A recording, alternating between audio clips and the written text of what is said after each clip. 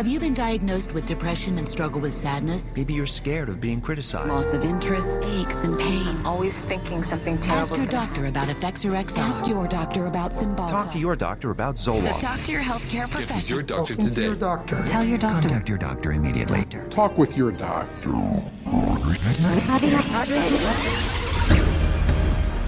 Over 40 years ago, leading psychiatrists met in Puerto Rico to map out their vision of the future.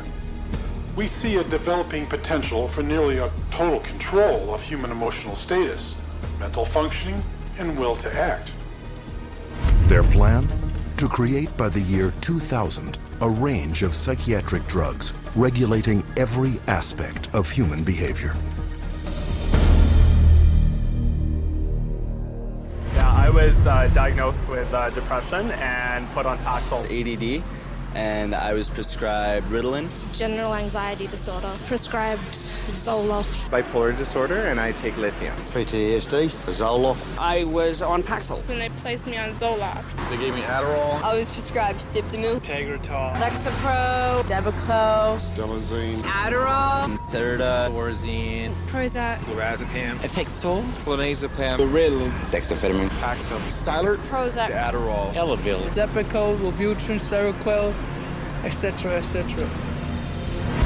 100 million people worldwide are on psychiatric drugs. How did this happen? Psychiatrists convinced them they were sick. They want you to think you're diseased from birth, and that all those experiences of life, childhood and adolescence and teenage years and adulthood and being a senior citizen, that these are all various stages of disease. Because let's face it, we've all been depressed at one time. We've all been anxious at one time. These are normal emotions that we feel. Every emotional and spiritual problem is reduced to a label. And of course, all of those diseases require pharmaceutical treatments. This is big, big business. While generating a healthy income, claiming to be medical professionals, psychiatrists will freely confess that their profession is devoid of science. We don't really have any specific blood tests or other tests that are definitive for any mental illness whatsoever. It would be neat if it would become much more scientific. If you go to my office and you tell me that you're depressed, there's nothing, and no blood sample or whatever, no tests. There are not current available tests to verify your diagnosis. I don't use any tests. You do not have a test to say, well, this is this disorder and this is the best medication for this disorder. For many years we thought we had the tests nailed down, but it turned out that they weren't of any value. If you don't know what's causing the symptoms, then to give somebody something to alleviate the symptoms is close to impossible. By the time a drug's approved and it hits the general population, we don't know even 50% of the side effects that are involved with that drug. And these pills cause heart attacks and liver problems and immune system problems and lots of other medical problems. So you're playing with fire. Every day, psychotropic drugs cause serious adverse reactions. And while psychiatrists and drug companies fully understand the dangers of the drugs they sell, their unsuspecting customers are left to suffer the consequences. Everything became worse. Each mood swing was worse. He would have chronic headaches, chronic, nausea, not feeling good. She was very agitated. Very, very jumpy. She was having horrible hallucinations. Her personality was disintegrating. Once he started on that drug, the cloud just stayed over him and stayed over him and stayed over him. It got darker and darker. He thought there wasn't anything worth living to kill himself. That was not Matthew. That was the drugs. At least I would like to have said, I love you. I didn't get a chance to do that. In addition to crippling scores of people daily, every month, psychiatric drugs kill an estimated 3,000. But the human devastation would never have gotten this high if psychiatrists hadn't worked hand in hand with drug companies to promote their drugs to doctors throughout the world. Today, 70% of all psychiatric drugs are prescribed by general physicians. And how is this accomplished? Marketing. It's about creating a good story that uses science, that convinces a physician to think about writing a prescription. This is not science. This is incredibly effective marketing. It has nothing to do with science. They use what I call statistical contortionism. Basically just skew the numbers, make everything look fantastic, you hide the bad numbers. They're learning every trick in the book. They're evolving into efficient marketing machines, and it's working. There's definitely an unholy alliance between psychiatry and pharmaceutical sales. That's a marriage made in heaven. They're like conjoined twins. They're joined at the wallet. And with 374 mental disorders filling psychiatry's diagnostic manual, and more on the way, business is booming. Pharmaceutical companies have expanded their roster of psychotropic drugs from 44 in 1966 to 174 today. The top 5 psychotropic drugs combined gross more money than the gross national product of each of over half the countries on Earth. Altogether, the psychiatric industry rakes in $1/3 of $1 trillion a year. How could this have happened? It's a tale of deception that may be difficult to believe, but fatal to ignore.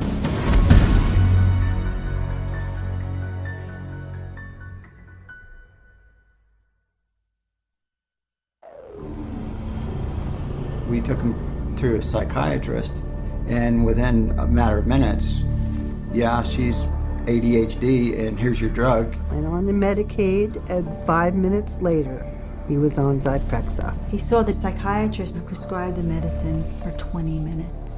The guy didn't even look at her. He talked to her a little bit. Now, how can you tell if somebody's ADHD or not ADHD from just a few minutes talking to her? Next thing I know, I'm getting handed a handful of Xanax. That's how easy it is to get these drugs. Just so easy. It was just passed to me like candy. That's simple.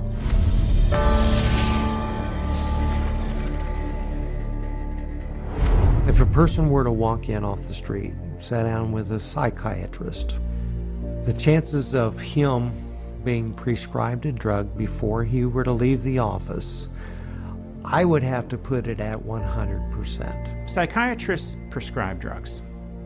They might have different ways of diagnosing, they might have different ways of interacting with a patient, but it's rare to find a psychiatrist that uses no drugs. The psychiatrists today are, in quotes, admitting they can't cure these mental illnesses, and they're therefore going to manage your illness by using a drug. 50 years ago, a person who was going through a divorce would have relied on family, friends, clergy, and even the family doctor to a certain extent for conversation to work through the issue. They certainly wouldn't have been medicated.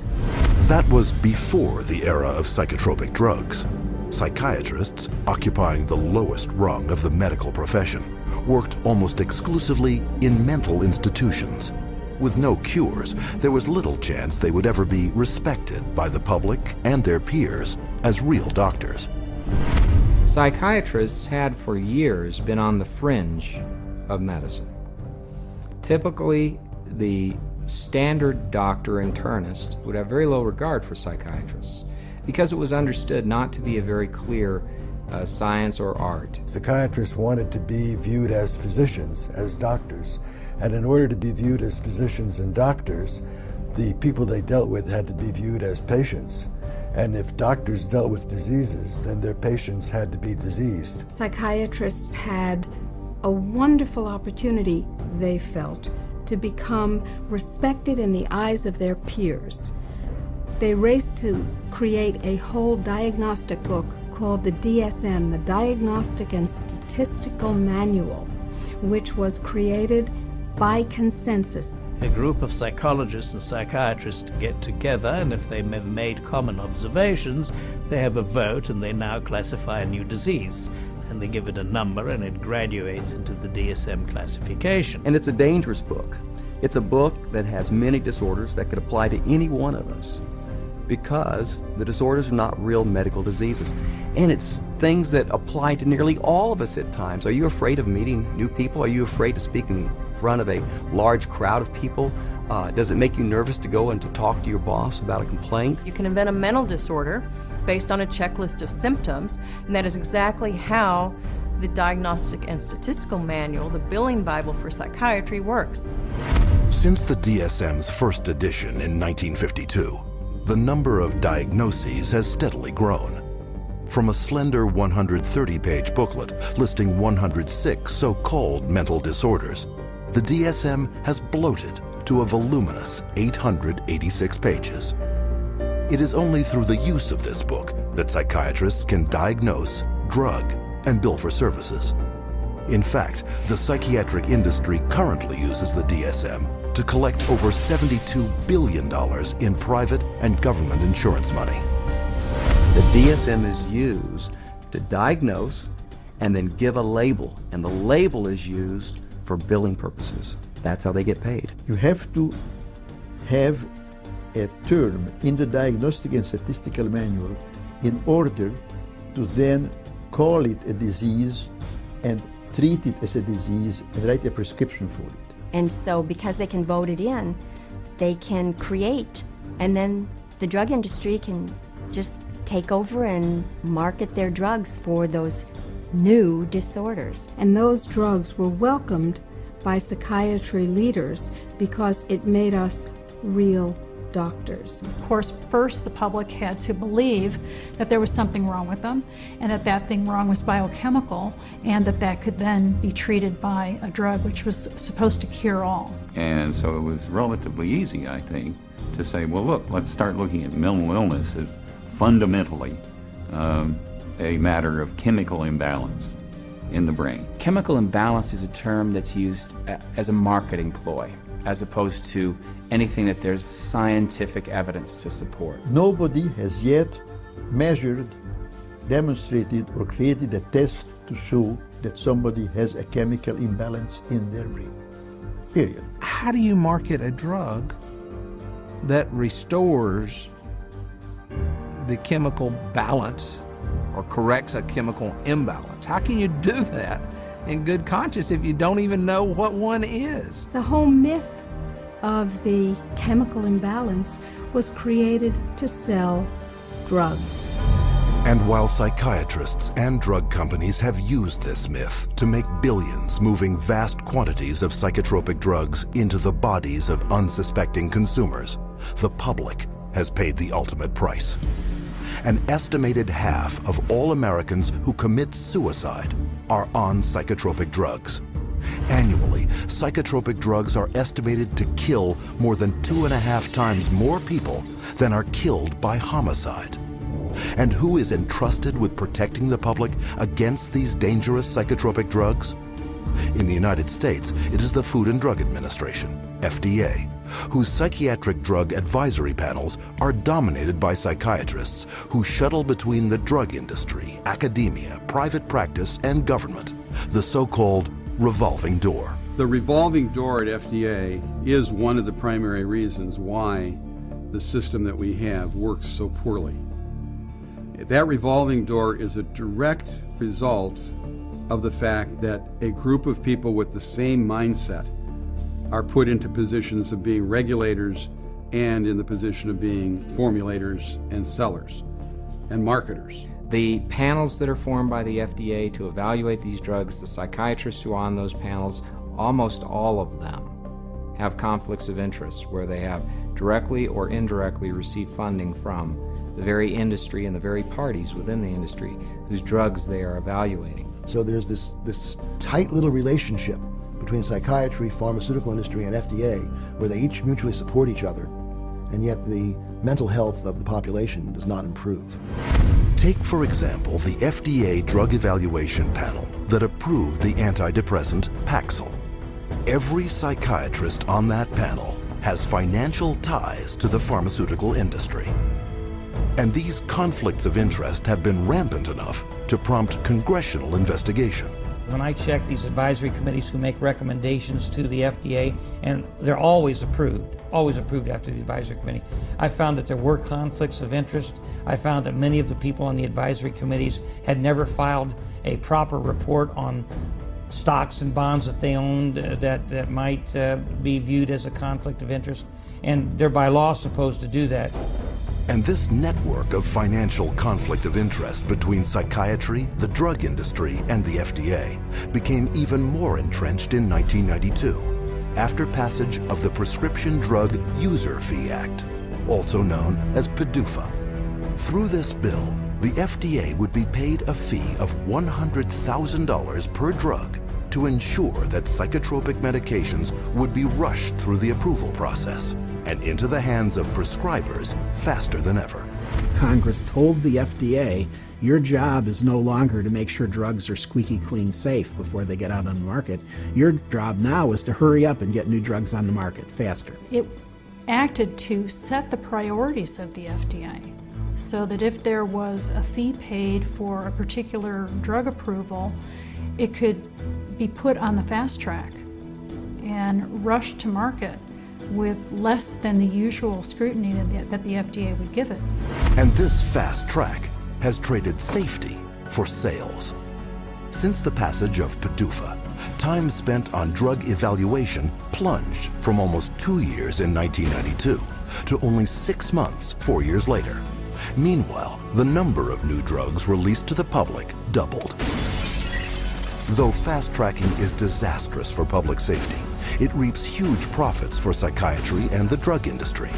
Because the sooner a drug is approved, the sooner it makes money. And the money is big. Every day, the average psychotropic drug grosses over $7.7 million. One drug, Zyprexa, rakes in almost $12 million daily. And even though FDA now charges over $1 million per new drug application, the pharmaceutical fast track shows no signs of slowing. If you look at the relationship between the FDA, the pharmaceutical industry, and the psychiatrists, there's some kind of game that they're playing there. And what is the game? Well, you could say it's money, definitely money. And when you follow the money, you realize that there is no money in health. There's big money in disease. That's why all you hear about is managing disease or treating disease. You don't really talk about curing disease. And so psychiatrists have become mainstream doctors in America. And that is because of the pharmaceutical industry. They can thank the pharmaceutical industry because they become mainstream and because they have a lot more money than they used to. And the drug industry can thank them because now they have thousands of soldiers in their army distributing these drugs to everybody. From the smallest infant to the oldest senior citizen, no one is immune from any of the hundreds of fictitious disorders invented by psychiatrists that fuel a multi-billion-dollar psychotropic drug industry. And every day, psychiatrists are casting their nets ever wider. And all it takes? Another psychiatric label.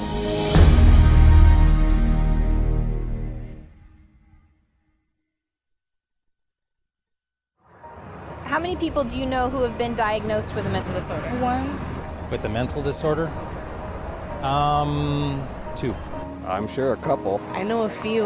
About 3 or 4 personally. Probably 4. Half a dozen? I'll say about 9. At least a dozen. I'll bet I could count 15. 20 that I personally know. My oldest son is diagnosed. My mother was diagnosed. Kid from my childhood. My friend and ex-boyfriend. Just my grandfather and cousins. A friend of mine, friends. A sister, my neighbors. 2 friends. A girlfriend. A niece, 1 friend. My mother. All my friends, everybody I know.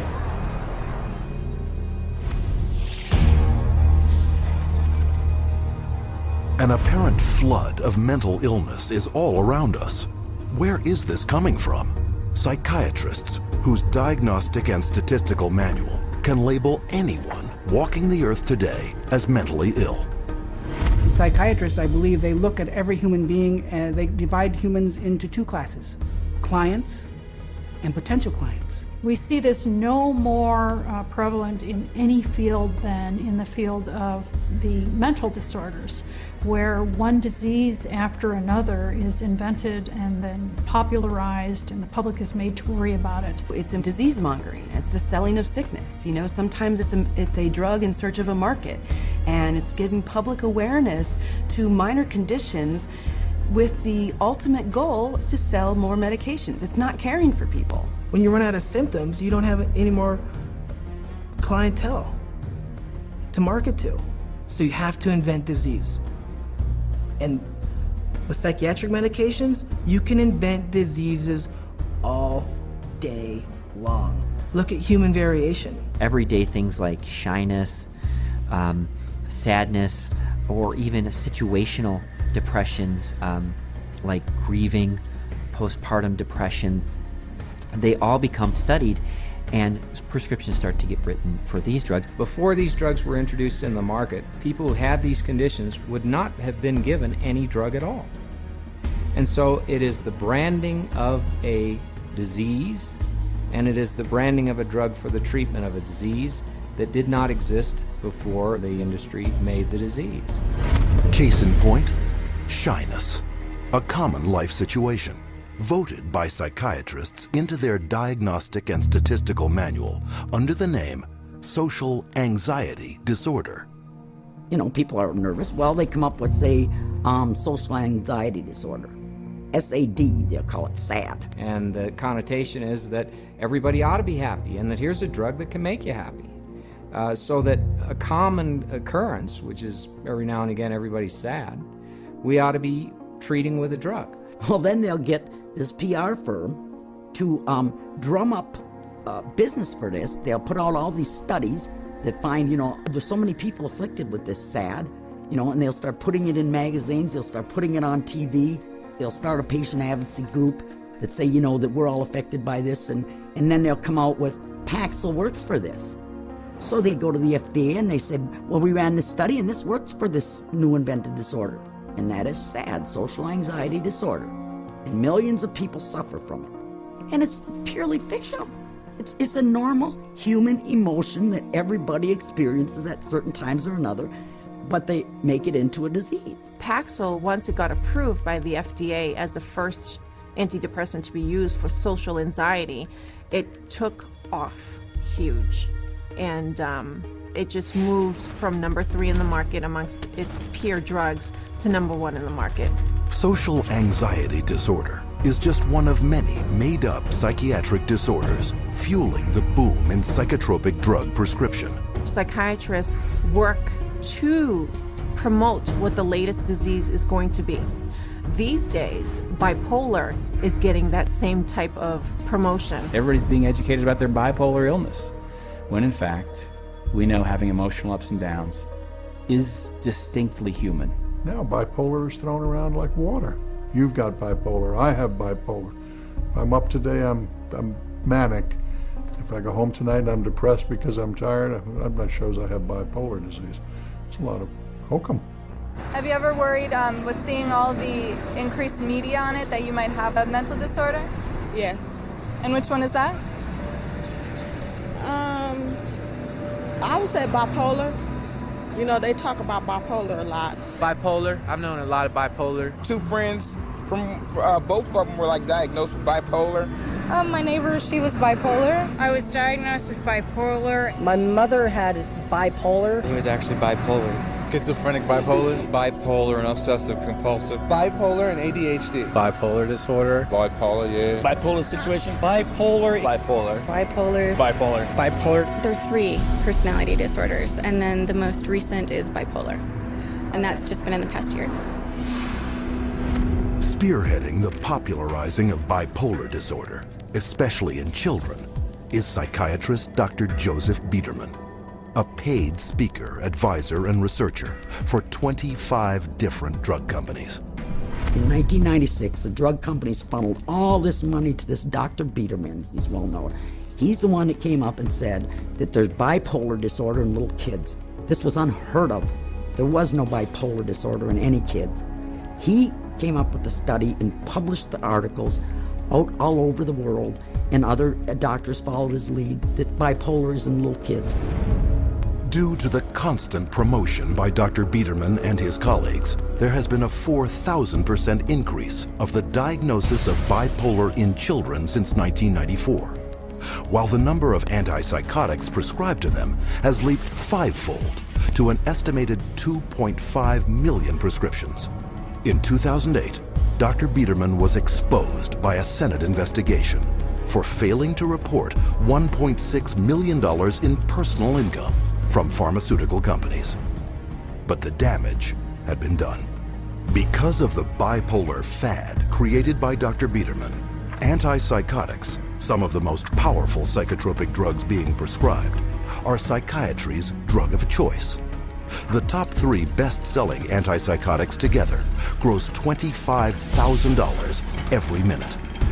And no matter how big the psychotropic drug industry gets, psychiatrists are hard at work providing the diagnoses to make it even bigger.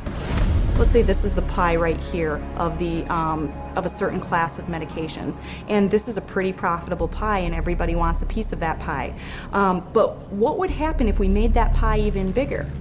And how you make the pie even bigger is by expanding the uses for those drugs. They've already got a drug that's approved on the shelf. They can just pull it off the shelf, rename it, repackage it, and say, look, we've got a new drug for a new illness. When Prozac's patent ran out, that Eli Lilly had to look for a new source of profits. So all they did was change the name of the drug from Prozac to Serafem, changed the color of the pill from green to pink, and marketed it for PMDD, which is newly introduced into this book. What it tells us is that if you can come up with a label, a diagnostic label for a drug, then you can sell it like hotcakes. It's a business model, and it's $1 billion business model, and it works, and it's going to keep continuing. Today, anyone may unknowingly be taking a psychiatric drug, renamed, repackaged, and prescribed for non-psychiatric purposes. Zyban, prescribed as a cure for smoking, is actually the antidepressant Wellbutrin. Cymbalta, a psychiatric drug for depression and anxiety, is now being marketed as Yentriv for urinary incontinence. Psychiatric researchers are testing psychotropic drugs on such wildly varying conditions as obesity, alcoholism, gambling, hot flashes, herpes, nausea, itching, shivering, and excessive hair pulling. It is a pill for every ill, and practically no one is being told how dangerous psychiatric drugs are. As a chemist, I'm making these drugs. They're proving deadly in our labs, and they're proving deadly in other labs. Dangerous, ineffective, causing the exact same thing they're supposed to treat. How are they selling them? For anyone who's given a label of a psychotic illness, drugs seem to be the automatic choice of treatments as night follows day. That's all psychiatry does. It's dominated by psychopharmacologists who do nothing but manage symptoms by dispensing pills. That's it. And they don't work. But the fact that they don't work works to the advantage of the drug companies and the psychiatrists, which means that you're not cured, which means that you're a patient for life, you're a customer, you're a client for life. And the worse your health gets, the more drugs you need. It's a great deal for them. We should all be up in arms about the way we're being treated by psychiatry today.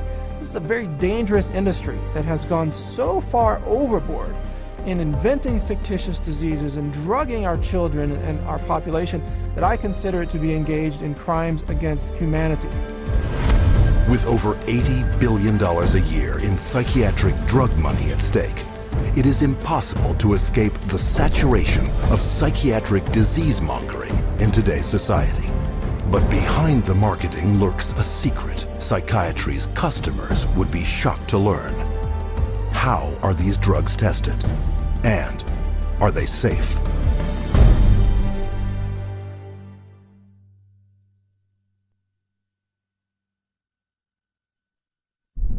No one knows precisely how these psychiatric medications act. We don't know if I give you a medication if it is going to work or not. There's not a great deal of scientific support for using them. I myself, I try to pick a drug whose side effects might be useful. You have to choose what is the best option. We don't have sure methods. There are no rules. Everything it's an art, really. Often it's trial and error. It's a kind of a trial and error. It's trial and error. Some degree of trial and error, I guess. A blind man's bluff or something like that. You never know if it's the right drug. It's a much more complex subject. There's always going to be huge surprises, and that's what makes it so difficult. The best psychiatrists in the world will mess up all the time.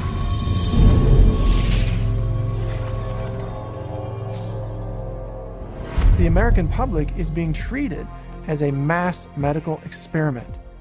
We are all being treated like guinea pigs by the pharmaceutical companies, the psychiatric industry, and the FDA. They are basically testing drugs on large parts of the population without really knowing what the results are going to be. It's a very dire situation that we're facing. We're talking about people's health and in many situations, people's lives. These are very serious issues.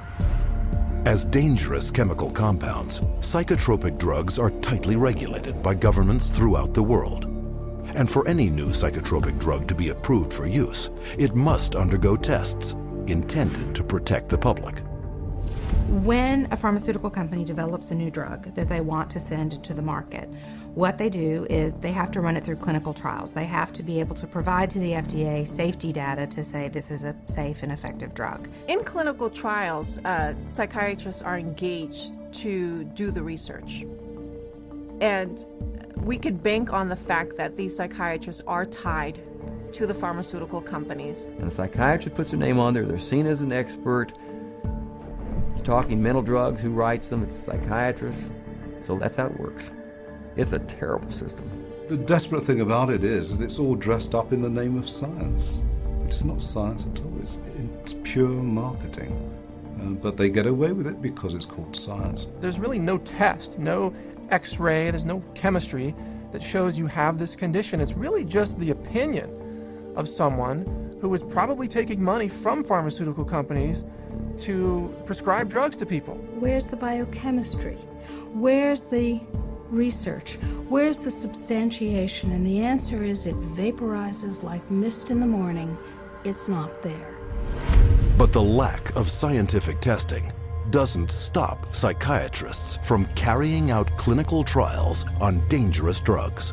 Clinical trials are supposed to consist of 4 phases of precise scientific drug testing, the first 3 of which must be submitted to governments for regulatory approval. In Phase 1, the drug is checked for toxicity. In Phase 2, tests are done to see how the drug reacts in the human body. If it clears this hurdle, then a Phase 3 trial is carried out. But with no lab tests verifying or measuring any mental disorder, and with big money at stake, psychiatric drug research is highly subjective and rife with manipulation. There are many, many, many places where you can tweak the study just a little bit with the study design or with the way you gather the data or the way the data are reported. And there's so many different ways you could bias a study. I've seen what they did to the data in these trials. There's no question that they manipulated the data. For example, let's say they had 100 people to start with. 40% drop out. 30% have a positive response, 30% have no response. They then say that they have a 50% response rate, when in fact, most of us would say it's a 30% response rate because only 30 out of the original 100 really responded. And so you can see that that's a little bit of a manipulation of the research data. When they design drug studies, they're only looking at the one thing they want to see. And they don't report all the other things that are happening. Case in point, the antidepressant Cymbalta. Lilly, I believe, in February of 2004, did a clinical trial study. The people in this clinical trial did not have symptoms of depression. And in that clinical trial, there were 11 attempted suicides and 4 suicides completed. One of which was Tracy Johnson, 19-year-old college girl. She did not have any symptoms of depression, and yet this drug pushed her to commit suicide by hanging herself.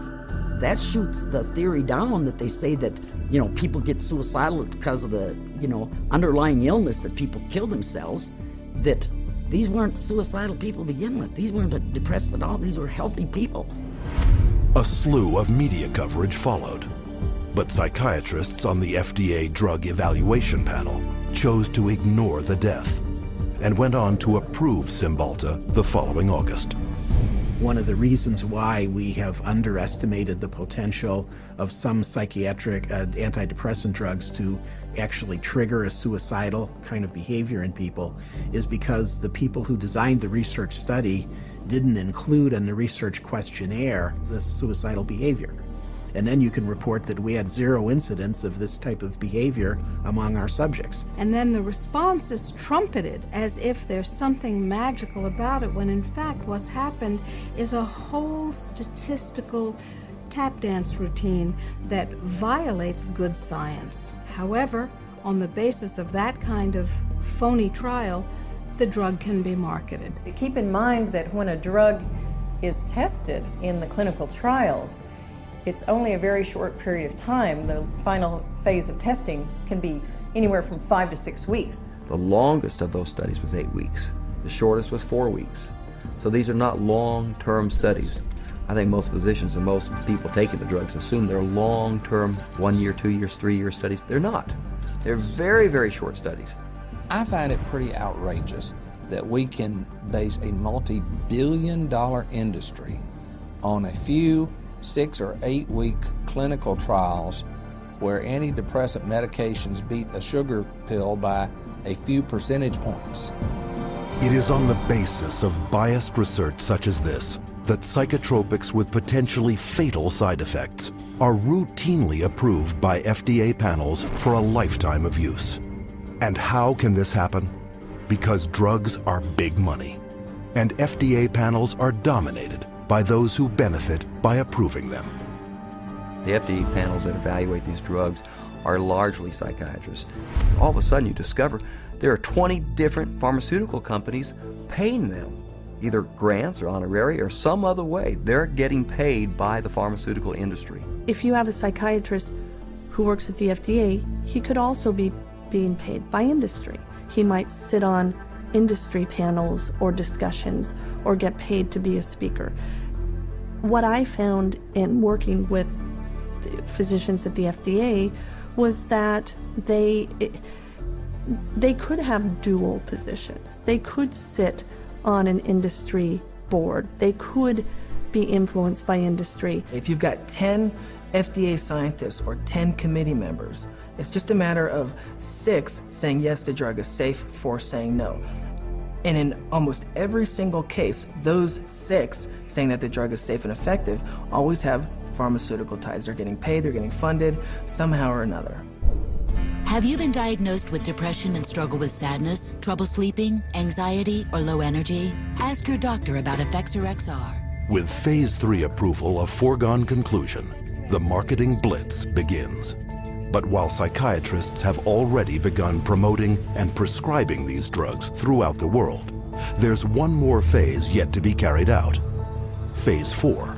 What Phase 4 clinical trials are is when they've actually gotten the drug approved and then they get it into the general population, so that we finally find out what it does when it hits ethnic populations, women, children. Then we see who dies, who has seizures, who has deformed children, who has epilepsy, who has diseases downstream, whose heart stops. The public is the clinical trial. That's where we find out the problems with these drugs. This is an experimental stage, and it's so much so that one consumer protection group has advised patients that they refuse a prescription for any drug that hasn't already been on the market for 7 years. So if you're taking a drug that's only been out for a year or 2 or 3, you are a guinea pig.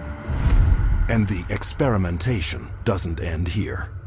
Additional psychiatric drug trials take advantage of the invented disorders in psychiatry's Diagnostic and Statistical Manual to rake in even more profits by targeting the most innocent of all.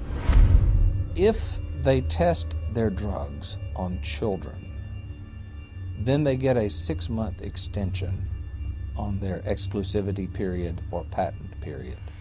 This psychiatric drug research center in Texas uses advertisements to lure in child volunteers. And once inside, they're further enticed with the simplest of tricks. This is where they're going to be playing. We have Game Boys, we have Xbox, we have 5 TVs. They come in here and they help themselves to crackers, cookies, free candy, free crackers. Everything is paid for. You don't pay for anything. But these perks are just bait to coax children into ingesting powerful psychiatric drugs known to cause suicide and violence in their own age group. These are drugs that would cost maybe several $100s a month in a pharmacy. They actually are getting them free in research. We love children, and we just love children because they're our future. By conducting those tests on children, they get a financial incentive that's worth over $1 billion. Those are the facts. You make of them what you will. With this kind of money at stake, psychotropic drug experimentation on children is rampant, with 323 studies either completed or in the works, including a 2003 trial that tested children on an antidepressant treating premenstrual dysphoric disorder. Those drugs, which are barely more effective than placebos, often have huge side effects, which are dangerous and even deadly to people. Families don't know the risk. If they actually were aware of the risk and believed it, no one would take that risk. The psychiatrist would never, she didn't say one word to me about what was going to be the effects of the drugs. No side effects listed, no. Well, let's sit down, we have to talk about this. At that point in time, he said, well, this doesn't have that type of reaction on any children, you know, that it's very safe. If he had told me then what I know now about it, I never would have taken it. She said, oh, Beth must have been on Paxil. That's the only way she would kill herself. And I said, well, what is this? How do people know this? I didn't know anybody would know something like that. And we went on the internet, and all of a sudden you find out this it's not uncommon. But it's not uncommon for people to become psychotic on these drugs. We're entitled to know the truth before we give a mind-altering drug to our children, our wife, our mother, our father, ourselves. We don't really know what they're doing. That's what scares me. It's all made up theory. There are no facts about what these drugs really do. And if someone said, well, we don't know what this is going to do to you, good or bad, would you take that medication? Now that is not the practice of medicine. That's the practice of marketing. And this practice of marketing is taking lives. And the poor patient doesn't even know it. But in the testing and marketing of psychotropic drugs, money trumps safety. The top 10 most prescribed psychotropic drugs gross over $26.5 billion annually, more than double the amount of new money put into circulation every year by the United States Mint. But to make this kind of money, psychiatrists first have to convince the most crucial market segment of all, those with the power of prescription.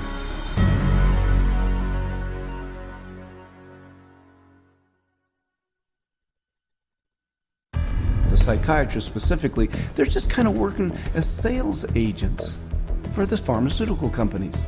There's nothing like another doctor touting the benefits of your drug to drive market share. They're an extended part of the marketing arm of these companies. Medications play a primary role. We give drugs. Medication is a must. There's a lot of new medications. There are medications available for treating GAD. Medications to use for PTSD. Antipsychotic medications. Atypical antipsychotics. Benzodiazepines. Stimulants. Antidepressant medications. MAOIs. Amphetamines. Anticonvulsant medications. Once the medications have been balanced out, then we move on to a combination of 3 medicines. There's no absolute limit that is set for the number of medications. There are so many choices. Apparently we're willing to try almost anything.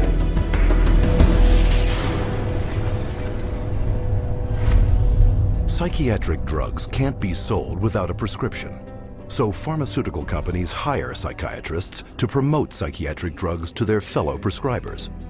The money trail starts at the world's most prestigious medical schools, in the offices of highly influential university-based or academic psychiatrists.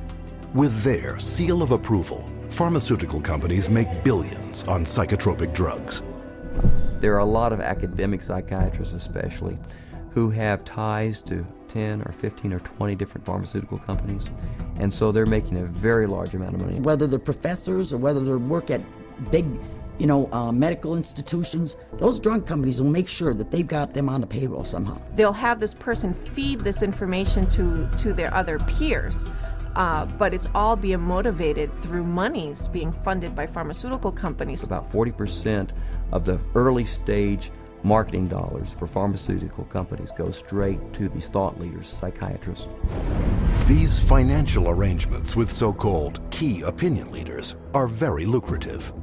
A top academic psychiatrist can personally rake in over $500,000 per year from pharmaceutical companies.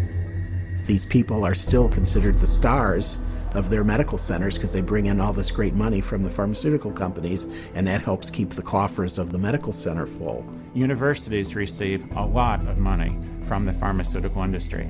Drug companies are building buildings right next to the medical school. They're funding research right and left. The University of Michigan Depression Center received, I think it was $750,000 from Eli Lilly, and all they do down there is crank out this biological view of psychiatry and mental illness and depression. With academic psychiatrists collecting millions in drug money for their universities, it is no surprise that school curricula focus on psychotropic drugs.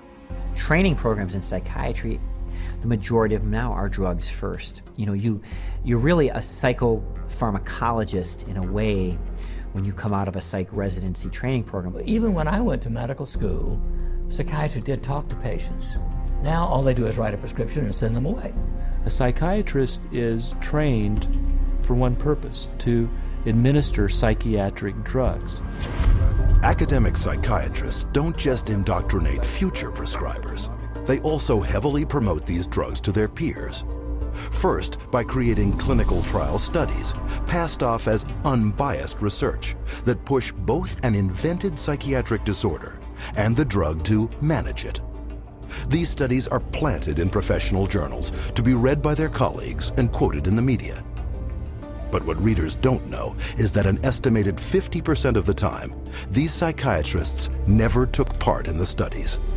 One of the most unethical practices we're aware of is ghostwriting of journal articles, where somebody at the pharmaceutical company will write the paper and the academic physician will put his name on it and get it published in a major journal when he maybe changed 3 or 4 words in the whole article, and the article was basically written as a marketing tool by the drug company, and yet this academic puts his name on it as if he's the author. He has had no part in the study, and also he probably hasn't even read the study results, but he is prepared to receive $10,000, $20,000 to put his name at the front of the research, which gives it added authority.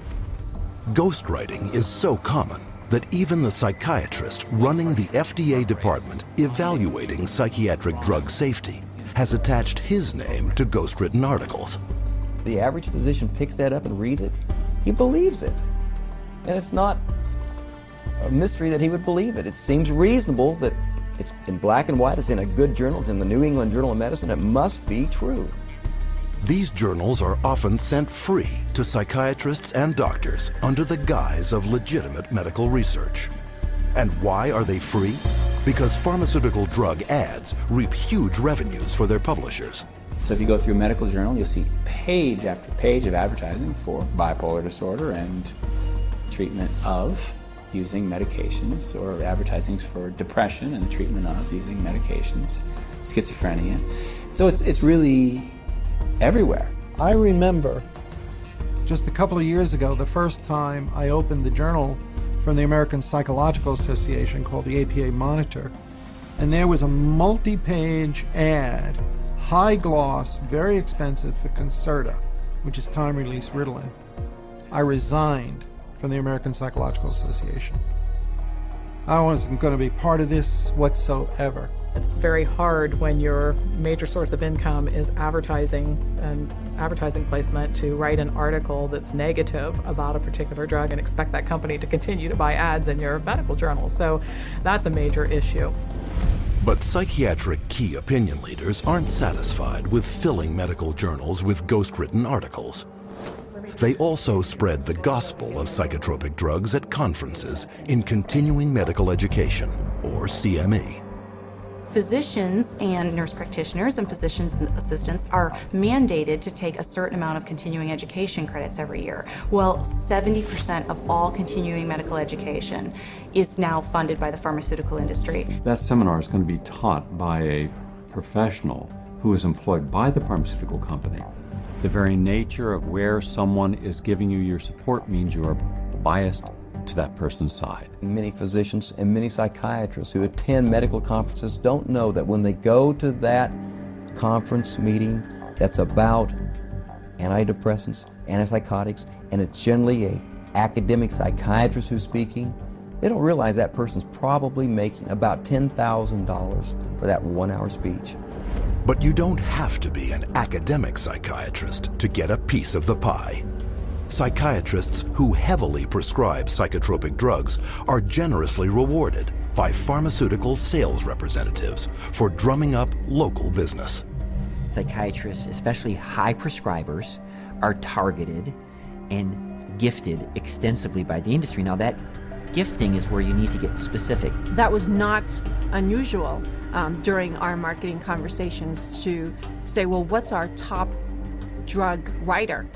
You know, who's the doctor that's prescribing the most of this drug? Well, you know, let's send them to the Kentucky Derby. We offered trips on some occasions to come out and hear a 2-hour talk, but it happened to be on a nice island in Hawaii. There were a lot of things that we did day in and day out to try to get the doctors to write our drugs, or in my case, to write for the psychiatric drugs. We did a lot of lunches and dinners, and we brought in speakers, and those speakers were obviously paid by us, and we would wave, you know, renowned studies at them from renowned journals. But of course, we would never say that these studies were paid for by our company, and that it was written by a ghostwriter who was paid by our company, or that our company tends to do a ton of advertising within that particular medical journal. We would never say that. With over 300 million psychiatric drug prescriptions written every year, high prescribing psychiatrists are richly rewarded for opening up new markets. They receive up to 25% more pharmaceutical money than any other medical specialty, an average in one state of more than $45,000 per top psychiatrist per year. Psychiatrists get more kickback from the pharmaceutical companies than any other branch of medicine. The profession of psychiatry couldn't keep its journals afloat, couldn't keep its conferences afloat, couldn't keep its organizations afloat without money from drug companies. The drug companies really have psychiatry in their pocket. This is a profession whose diagnoses have been heavily influenced by people who are heavily influenced by the pharmaceutical industry, and whose treatments are almost exclusively these days pharmaceuticals. We should be able to count on them. I do not believe that we can. Due to the ceaseless promotion by psychiatrists, psychotropic drug prescription has permeated not just psychiatry, but the entire medical profession. But this promotional campaign has a second prong that lines the pockets of psychiatrists more than any other. And this one directly targets you.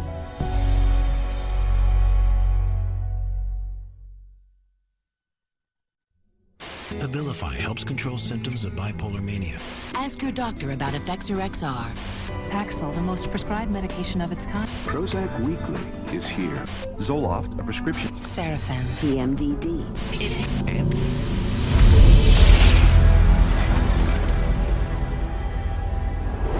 psychiatrists and drug companies don't hype psychiatric drugs only to fellow prescribers.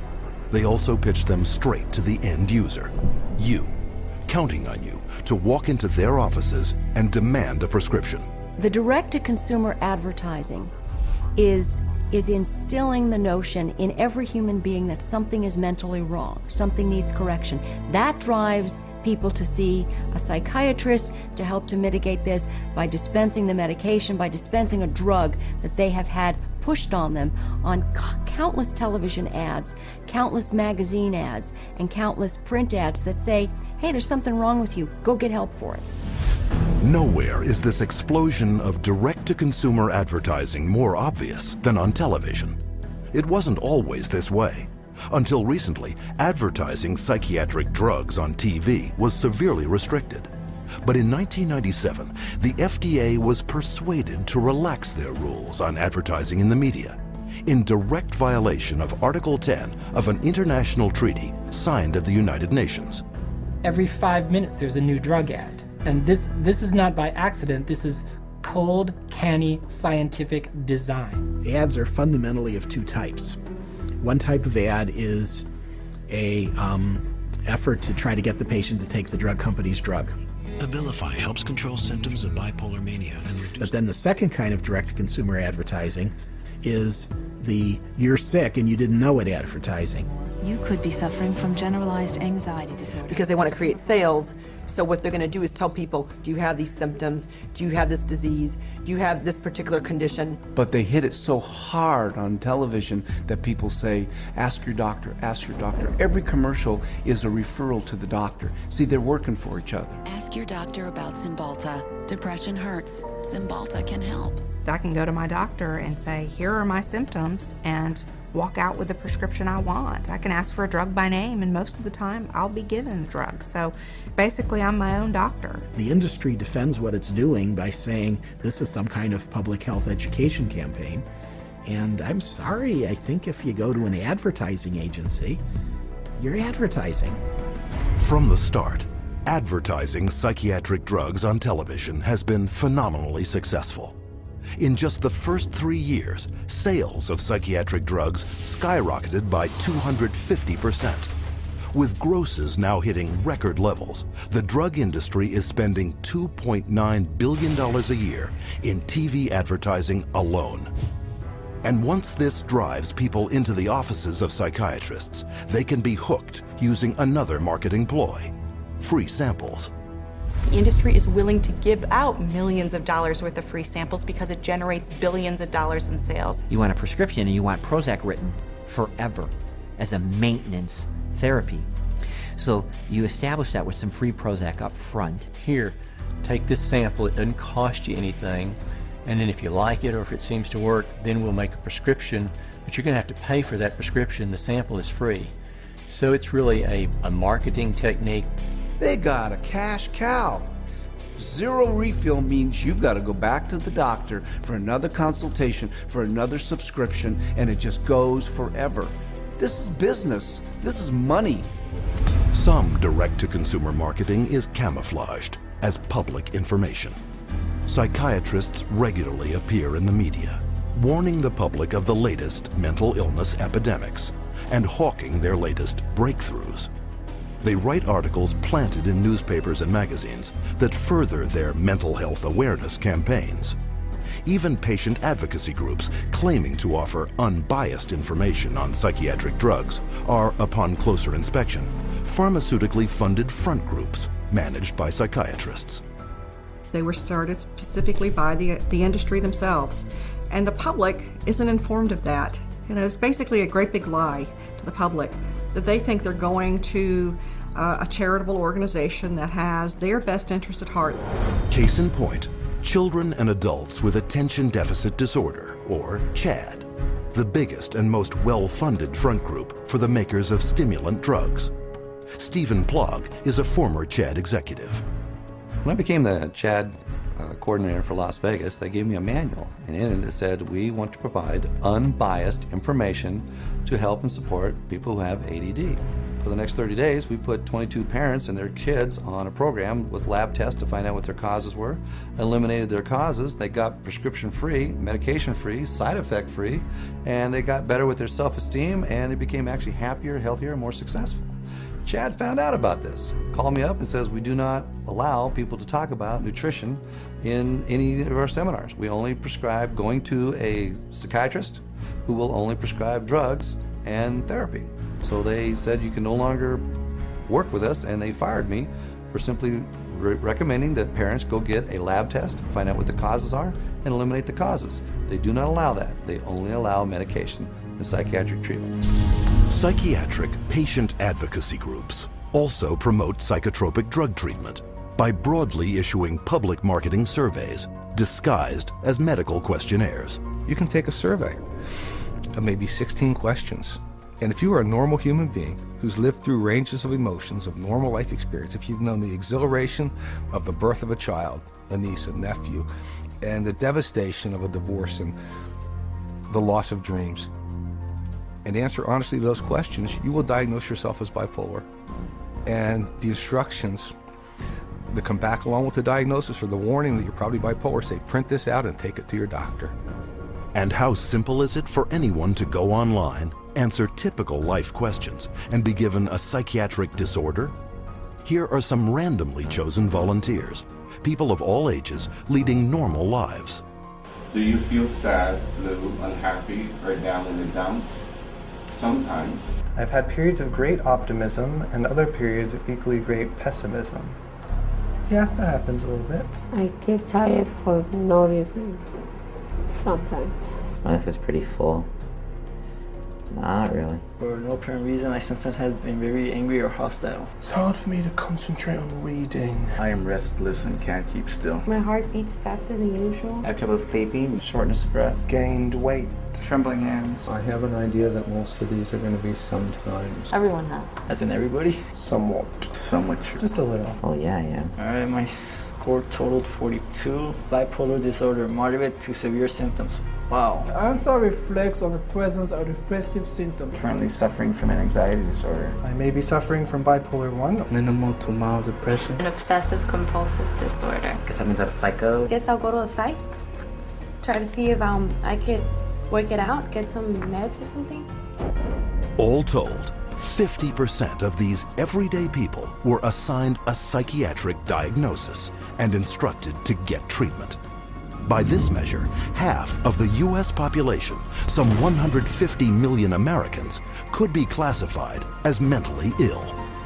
Now you have a direct line of consumers just walking in with a little pre-survey that says that they potentially can have bipolar, ADHD, stress, anxiety, any of those categories, and they just need to take this assessment tool and say, okay, that basically that is what you have, and here's your drug. And psychiatrists are now clamoring to make such assessment tools mandatory. Take Teen Screen. Under the guise of a suicide prevention program, mental health tests are administered in the schools to diagnose and drug children. Children such as Chelsea Rhodes, who left for school one morning an average teenager and returned home with a psychiatric diagnosis. The Rhodes family in Indiana, their young girl went to school one day, and all of a sudden they told her they were taking her into her room, and they move her into her room and give her the 10-minute Teen Screen test. And shortly after taking the test, she's pulled aside in the hallway and she's told she has two problems, basically, two mental problems. One, obsessive compulsive disorder, and social anxiety disorder. Her parents were stunned, dumbfounded. They didn't know that Teen Screen was going to screen their child. They had not been asked permission. People at school had told her that she was mentally ill with these two conditions based off of a computer test that took her 10 minutes to answer. One of the questions was worded if Chelsea went out a lot. She answered no. We'd ask her why she answered that way. She said, because Mom, you and Dad don't allow us to go out on school nights. I have to be home to do my homework and take care of our household chores. The other question was, do you ever feel nervous or anxious when you're in front of a group of your friends or peers? Chelsea answered yes. She explained to us that because when she has to stand up in front of a group of people and give a book report in one of her classes, she's very nervous. You know, I'm 43 years old and I'm nervous in front of every one of you today, but that doesn't make me mentally ill. I absolutely believe that the survey for Teen Screen was intentionally structured to flag as many children as possible as having a possible mental health problem. And who created Teen Screen and wrote its survey? Dr. David Schaffer, a psychiatrist with extensive ties to the pharmaceutical industry. Schaffer's questionnaire is anything but scientific. In a study he himself conducted, Schaffer admitted that 84% of all students were falsely flagged as suicidal. But what was not admitted is how traumatic the consequences can be. Alea Gleason was only 11 years old when she took a screening test at her middle school in Texas. It was 7th grade, and they had all the girls go into the cafeteria because they said that a lot of girls have depression, so they was working on some depression screen. Next thing I know, there's those middle schools tell my husband now that CPS is there at the school taking Alea because she's suicidal. I'm like, suicide? I'm not trying to kill myself. I love myself. I've always loved myself. So I don't know if she was eating at the school or they'd already taken her away. When they took Alea, my girls and I, we didn't sleep for about a good 3 days. For the first 3 days, because my house was empty without her. And they was making me sign papers talking about if you don't take these medicines, you can't see your parents. So they was telling me, you know, if you take your medicine, you can see your parents. My daughter was on 22 different types of medication that this one psychiatrist gave her. They drugged me up so bad that they said they had to drag me. And I used to wonder how I got to my room. When I saw for myself what they were giving her and how much and how often, I just thought, they're gonna kill this child. And the parents were helpless. Then after a while, that's when I was just like, I'm not about to take no more medicine until I call my parents. And then that's when they was like, okay, well, we're gonna give it to you anyways. They restrained me and shot me up. I was in 4 points. They laid me out on my stomach with my feet like this and tied me up. One day, they must have put her in about 12 restraints in one day. They said I was restrained about 70 or 80 times. After a couple of months, they was like, you know, your parents don't want to see you. They don't want to talk to you or anything. So I was really hurt. We tried everything. Nobody know. We didn't know what hospital. We didn't even know where they taking her. After 2 weeks, you're supposed to hear, or you're supposed to be able to see your child. They didn't give me that. I didn't see Alea till 6 months later. But I was a good child. I didn't deserve for that. And it messed up a lot of things. To this day, I still wish that I could just go back and be like, man, you know what, I'm not even gonna take the test. I would always tell every parent I see, and they was asking me, don't do the team screening, because it will mess up your family. Psychiatric screening programs such as these are fast on the rise. Teen Screen alone is currently screening hundreds of thousands of school children in over 500 American schools in 43 states.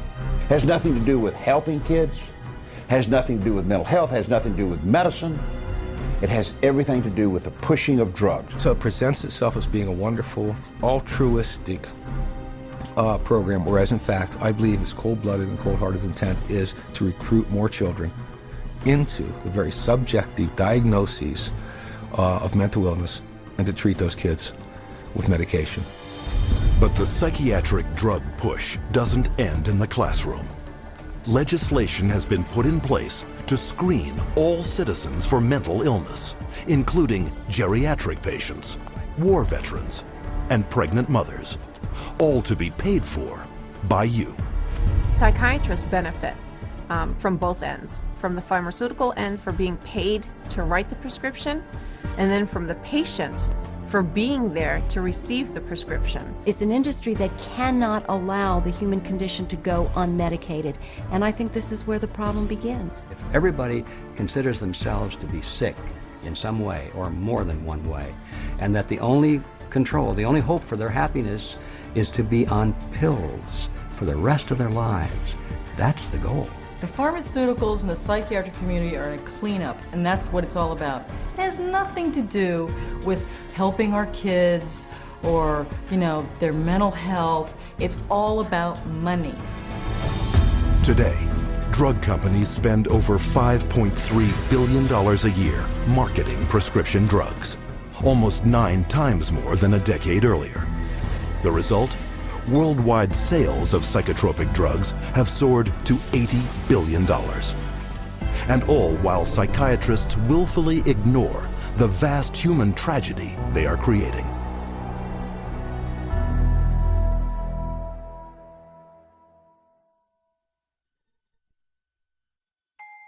I'm 10 years old, and I'm going to read, I think, the side effects of a drug called Daytriana. The drug Adderall. Luvox. Cymbalta. Gyudon. Lexapro. Namenda. I have a question. Where do I find the side effects? How do I read it if it's so small? Just a bunch of letters squished together. I can't read this. This is the side effects of the drug. Side effects. Stroke. What the heck? Speech disorder. Eye disorders, vision blurred. Dry mouth. Nervous. Tremor. Dizziness, delirium, and coma. Tardive dyskinesia. They experience worsening of their depression. Aggressive reaction. Paranoid reaction. Psychosis.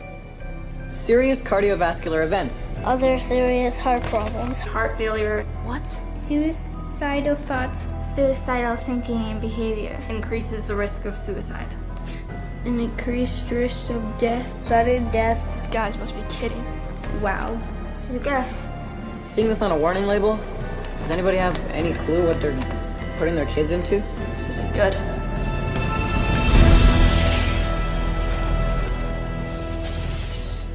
No drug has side effects. They're all effects. Side effect is just a way that doctors explain away the effects that they don't like or you won't like, but they're effects. These are the effects of these drugs.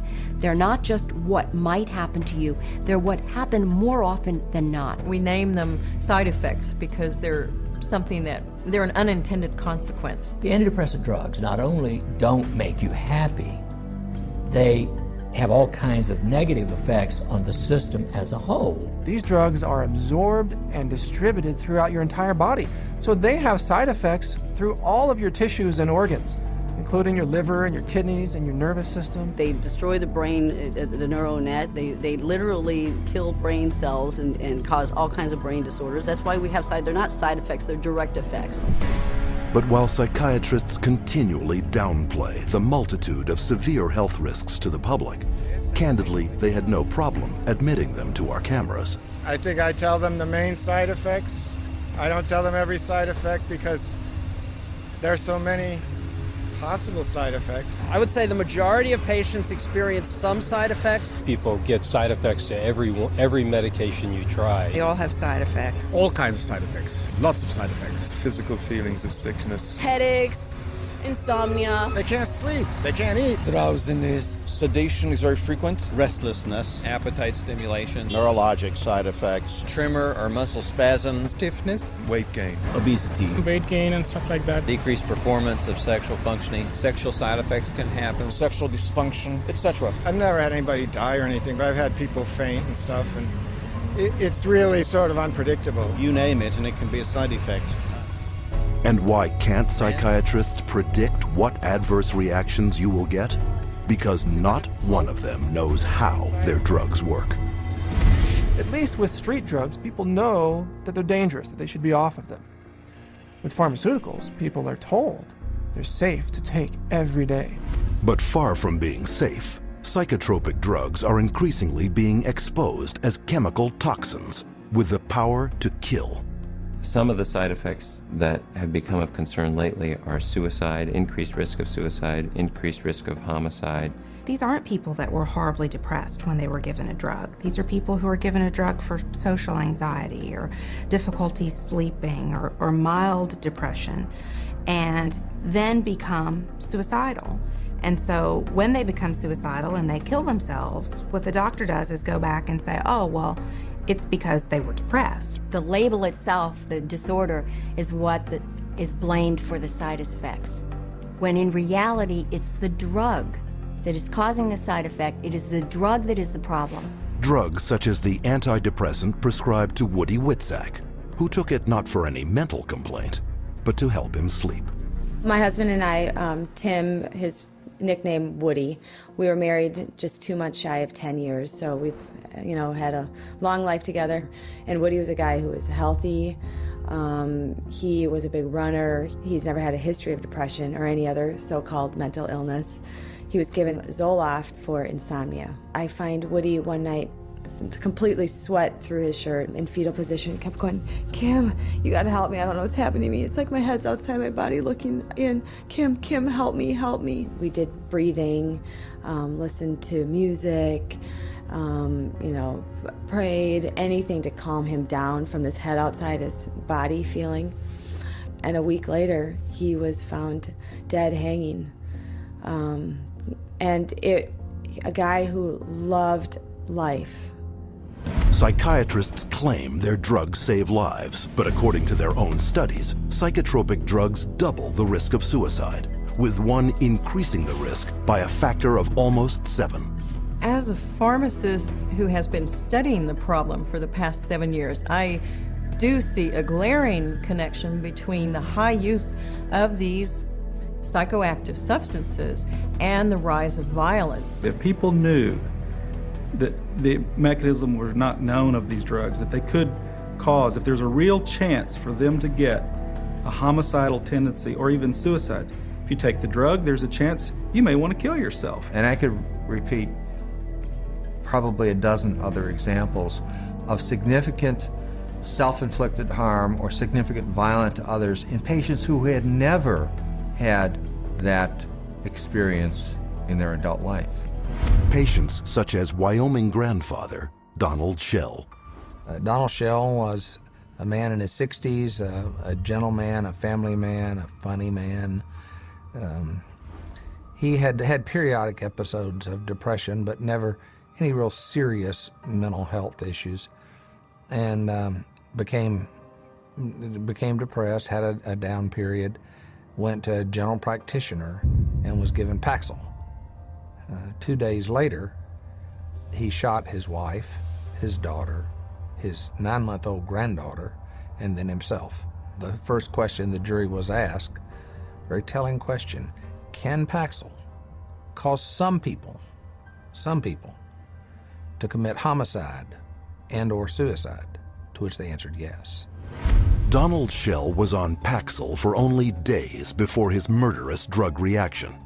But long-term use of psychotropics has also proven to create a lifetime of damage, an unwelcome fact ignored by psychiatrists. In the long run, the side effects may actually be worse than the original condition. I don't think the average patient has any idea that the long-term use of this drug is now associated with very serious diseases, with diabetes, with kidney failure, with tardive dyskinesia, a movement disorder that's very serious and permanent and irreversible. You can be affected by these drugs in any part of your body, your brain, your heart, your kidneys. That's why people die early very often, because they are prescribed things, and the long-term effects are, in some cases, the death of the individual. And more damage is created by polypharmacy, where psychiatrists make a fat living prescribing multiple psychiatric drugs, one to offset the effects of another. If you have drugs that create side effects, that gives you a ready market for more drugs to cure the side effects. It seems to me that it's a self-propagating system. And what ends up happening is that each one of those new drugs that's added into the scenario brings on another symptom for which there's another drug, for which there's another symptom, for which there's another drug. And it just snowballs into a vicious circle of one drug causing the need for another drug. Sometimes people come and they're on such a cocktail of so many different drugs for so many different things. It's rare now that I see a senior citizen that is on less than 5 or 6 drugs at one time. Some 12, 15. One will lead to the next, and they're all toxic. This is how the game is played. And as psychiatrists spread their lucrative game of psychotropic drugging further and further into society, children have become the latest and most tragic of casualties. Rebecca Riley, 2.5 years old, they diagnosed her with bipolar disorder and ADHD. They had her on an antipsychotic, they had her on a heart drug, they say, for ADHD, and they had her on an anti-seizure. And then one other one for side effects. 4 drugs at 2.5 years old. She can't even zip up her own pants. She's like a little rag doll. The school nurse, 2 teachers, the principal, the social worker, all said they never seen any behavior in this little 4-year-old girl that would warrant these kind of medications. And all specifically called this doctor and said, please take her off these. She died at a little over 4 years old. This little girl that didn't have a chance, and the psychiatrist just let her. Instead of standing trial and facing prison time, Rebecca Riley's psychiatrist, Dr. Keiko Kifuji, hasn't even lost her license. One might well ask how psychiatrists get away with it. The answer lies in a legal concept known as standard of care. The standard of care is based on what do other doctors do? What would a reasonable physician do in this situation? And the reality is that what most physicians do is prescribe medications. As long as they've done their paperwork properly and documented that this child had the symptoms that led them to this conclusion, they appear to be completely protected from any kind of a lawsuit as a result. The standard of care is what allows doctors to seriously injure or even kill a patient with total impunity. So the standard of care now has been implemented to where you can get away with, if you're a medical doctor, psychiatrist, you can get away with murder. And the death count keeps rising. Psychotropic drugs now kill an estimated 42,000 people every year. The cost to society is very real and very devastating. But the medicine they're practicing isn't real. It's a hoax. Profit always comes before patient safety, and they take a very short-sighted view. It's all about how can we make money today, not what price are we going to pay tomorrow. The trail of destruction that a psychiatrist leaves in his path is of no concern to that guy. It's all that money. And the money is big. Psychiatry is today over a $300 billion industry without a single cure. And as more and more breakthroughs are promised by psychiatrists, their running total of sick, injured, and dead victims continues to escalate. Unprotected, it is the public, you, who must fend for themselves.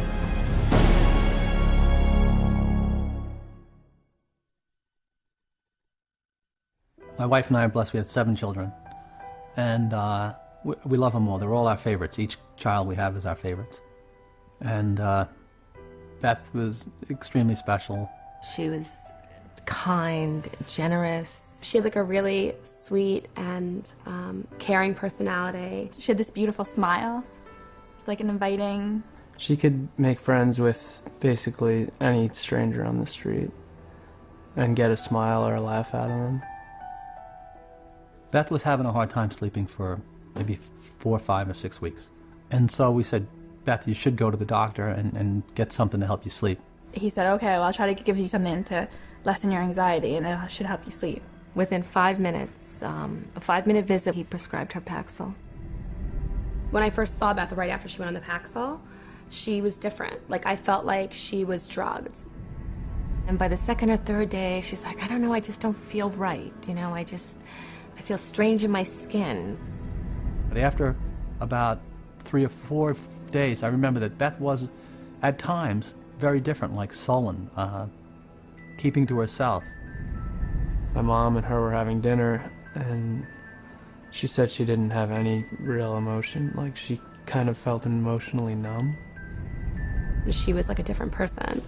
Like, she just seemed like she was under the influence of something. She didn't seem like herself. She seemed like she was tripping out. I talked to her on the phone, and she told me she didn't want to be there. And I was like, why don't you want to be there? She's like, I just don't feel like myself. I just feel like crazy. I just don't feel right. I truly believe that she was hallucinating maybe and going in and out of this psychotic state at this point. It seemed like she was melting down, like emotionally. She was becoming worse every day. I said, are you suicidal? I actually asked her. And she laughed at me. And she said, no, I would never do that. I'm thinking in my mind, I'm just going to lay down next to her and I'll rub her head and I'll talk to her and we'll try to figure out what we're going to do because something's not right here. And my son Matthew was right behind me going upstairs. And when I got to the top of the stairs, I saw her hanging in the hallway.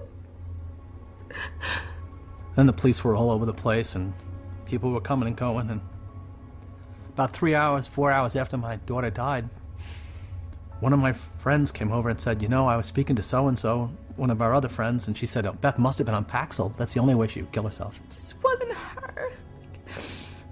There was nothing in her that would have done that. She was the most non-violent, gentle. It's a violent way to die. It had to be the drug. There was no other answer. If we knew what we knew now, Beth would be here with us today. I know that for a fact. The tragic story of Beth Winter is just one of many, a tale repeated wherever psychiatric drugs are prescribed. But psychiatrists insist you believe that their drugs are safe and effective because they are the mental health experts and you are not. But case after case proves that trusting them can have disastrous consequences. Psychiatry is pseudoscience. It's false science. It cannot withstand rigorous review if people would just look at the evidence. If they help anyone, it's not worth the risk to the people that are harmed by them. They are betraying every customer they have. They don't know what they're doing, and we need to educate the public to use their feet and walk away.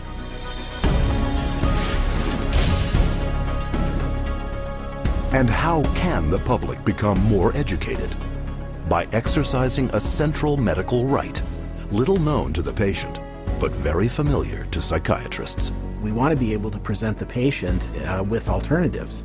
And one of the central ideas in ethics is informed consent. The components of informed consent are letting the person know, first of all, what the diagnosis is and what it's based on, so that they can say, this is why we need to treat you. And secondly, what the treatment is. Every patient in the healthcare system has a right to informed consent. That is, they have a right to be told the risks and benefits of the treatment, the risks and benefits of alternative treatments, and the risks and benefits of no treatment at all. Patients should be totally informed, fully informed about every medication that the psychiatrist offers to them to take or says they should take. And studies confirm that very little full and accurate information about psychiatric drugs is getting through to the public. So what would full and accurate, informed consent on psychiatric drugs consist of? These medical doctors and experts have extensive experience in the subject. Their first point, psychiatric disorders are not actual diseases requiring medical treatment. It's true that there's no biological findings that really support any of these psychiatric diagnoses being medical illnesses. And the burden of proof really is the other way around. It's not that you have to prove that there is no biological science. The burden is on psychiatry to prove that there is. There's no blood test. There's no lab test. There's no x-ray. These are just clusters of behavior that a group of psychiatrists have voted that it's a disease.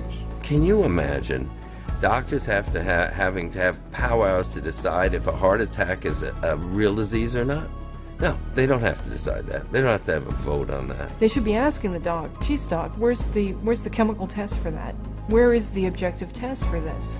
And I guarantee you that they'll be told, we don't have a chemical test for that. There is no such thing as a chemical imbalance. And any psychiatrist that you talk to, if you ask him this question, they'll all admit it in private, but they won't admit it in public. It's a scandal. So this is all subjective. Nothing objective about psychiatry. 2, there is no scientific proof that psychotropic drugs resolve any mental problems. Since there is no measurement for these psychiatric diagnoses, because they're really just subjective, for the same reason there really can't be a measurement for the effects of the drug. In terms of medication, the evidence that's claimed is the medications are highly effective and not very toxic. But actually, in fact, the data in psychiatry are very clear that that's not true. What is true is that the medications are barely, if at all, more effective than placebo. You're selling drugs to people under false premises, under a disease that's been invented. So how do you measure efficacy among a disease that doesn't even exist? 3, psychotropic drugs mask symptoms and come with severe short and long-term side effects.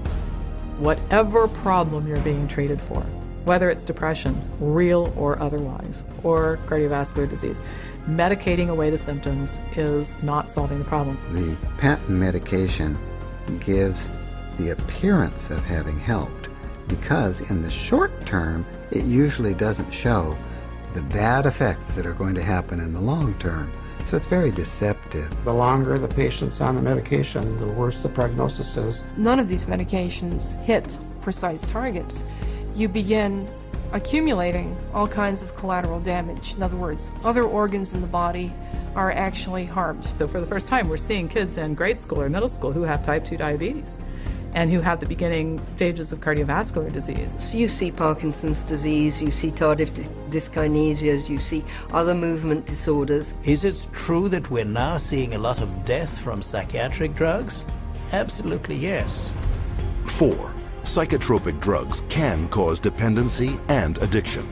One of the hallmarks of informed consent with psychiatric meds is you have to discuss the potential for addiction. The vast majority of psychiatric drugs create psychological and physical dependency. Most patients that I've seen that were on these drugs have difficulty getting off of them. It's rare for somebody to just be able to stop it without a problem. 5. Most mental problems are caused by an underlying physical illness.